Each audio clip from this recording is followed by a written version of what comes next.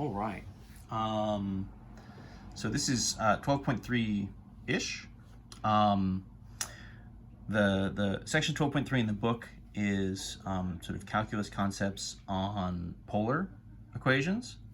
But what we're going to do to kind of build up to that and sort of what's related is actually calculus on the parametric equations from 12.1. So we're going to do just like a couple videos on parametrics first as a setup, and then we'll sort of shift back over to our polar stuff. And that'll be kind of where we end this term. This is a little bit, this kind of previews some of the stuff you'll see in Calc 3, some of the concepts and some of the sort of moves. So it should be kind of fun. The basic setup, let's sort of start with an example, and then we'll kind of build up what we're asking for and kind of how we're going to get there as we go. So the idea is sort of given a parametric, so x is 2 times t, y is e to the t plus t cubed, just as sort of an example, of course, lots of different examples we could be looking at. What we want is dy dx. So you might say, okay, so that's just like the derivative, right? So this is our derivative, but it's the derivative of y with respect to x, right? So part of what's going to happen in this video is we're going to be very, very particular about the notation. In some sense we are, and in some sense we're maybe going to hand wave like we normally do with the dy's and dx's and things. But I guess we want to be very particular about what we're sort of asking for here, right? So let's think about what this means for a second. So this kind of means change in y over change in x. So this should give us, right, sort of slope at a point on the curve. So this is kind of jumping way back to Calc 1, right? Some of our kind of basic original setups. So dy dx, right, means rate of change. So that's going to be kind of the instantaneous slope, right, at a particular point, right? And so this is the change in y with respect to the change in x. It's our basic kind of rise over run. You'll notice the thing here that isn't involved at all is any kind of dt. So that's where this gets maybe a little bit confusing or maybe a little bit less obvious. And if we think of this, right, so x is 2 times t, right, y is e to the t plus t cubed. Both x and y are sort of defined in terms of t, kind of as their own little equations, right? That's sort of the setup with these parametrics, is you have this independent variable t, this sort of third variable that then kind of determines your sort of x and y values, and they all kind of work together to get you your xy pairs that you can graph.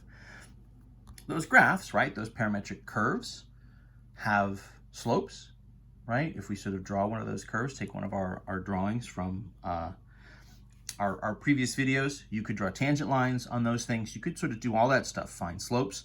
And so that gives us, in theory, right, we should be able to kind of find a dy dx. That would be, right, kind of a formula, right, a function that kind of gives us a slope at any one of those particular points. And so let's just kind of build up to it for a second. So what's going to happen here? So if x is 2 times t, if I do a derivative, and in theory, right, what's happening here is I'm doing a derivative with respect to t, right? So I'm going to do d dt of my x, and then I'll do the same thing on the other side. So that's 2 times t.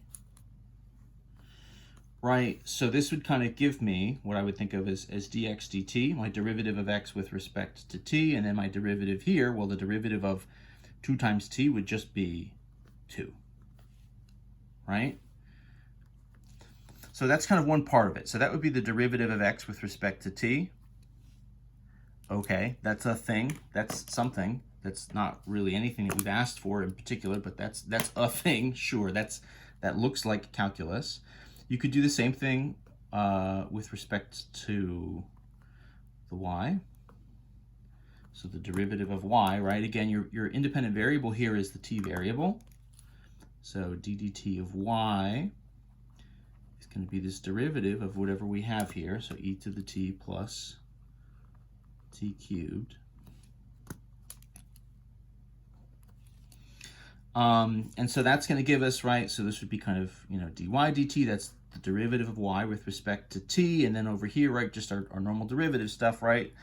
We're doing the derivative with respect to t, and t is my variable, so the derivative of e to the t is e to the t plus 3t squared. So great, so I've kind of like done a derivative in some sense of the x and the y values. You know, that gives me two different things, like are either of those the slope? And the answer is, well, no, not really, not by themselves. And so what we're gonna do here is, you know, we're essentially gonna treat these dx dt's and these dy dt's, we're gonna kind of treat them like fractions, honestly. And the idea here is that if I notice, right, so dy dx, so that is, right, the rate of change with y over the rate of change of x, right? Like, in theory, I could get there by doing dy dt over dx dt, right? I mean, I kind of have individually the pieces that I need. What I want is just them kind of set up such that I can cancel the t's out of here. And so one way to think of this, and there's more than one way to kind of explain this and sort of do this notation, but the way that makes the most sense to me is just say, okay, well, this is kind of the result of, you know, what would have been like a stacked fraction, dy dt over dx dt. The dt's there would cancel each other out, right? And so my dy dx, kind of my goal here, this is sort of a derivative function. I'm really just getting from the derivative of my, like, the y portion of this parametric over the derivative of the x portion. Now this is a little bit confusing because this is like, you know, in theory, if we're going to stack these things, shouldn't we be doing like quotient rule or something like that? You know, you're trying to tell me if I have an x and a y, two different functions, I can get kind of a derivative of the quotient by just doing the derivative of the top over the derivative of the bottom. And I'm going to say, it's not, you know, it's not exactly what we're doing. It's not like the quotient rule doesn't exist anymore or anything like that. We're just sort of getting, right, if we kind of break this down, like dy dx, right, would conceptually be the change in y over the change in t, that quantity over the change in x over the change in t. So the change in t, those dt's would kind of cancel each other out, and I would be left with the change in y over the change in x, right? And that's my slope. And that's kind of what we're going to do, right? The move here is just to say, okay, so that's the derivative of y with respect to x, and like that's what we have. So this is going to be our like first derivative. This would be what we would use to get our slopes in terms of these parametric equations. That probably seems like way too simple and easy to be possible. That seems like very straightforward in a way that is probably suspicious.